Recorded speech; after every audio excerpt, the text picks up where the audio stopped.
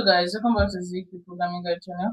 My name is Beatrice and in today's video I'll be showing you how to fix Talkie AI not working. So a lot of people have been having Talkie AI misbehaving, like not working properly, maybe glitching, having bug and the rest of that. So I'm going to tell you the reason why it tells it having that problem. Maybe because your storage on the app has been full and you need to actually offload the app.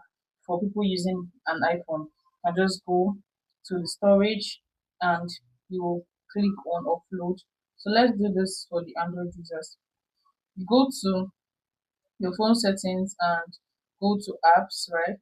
So once you click on apps, you scroll down to Talkie AI, and once you get there, you click on Talkie, and once you get there, click on storage, and once you click on storage, you can see the cache, you can see the data.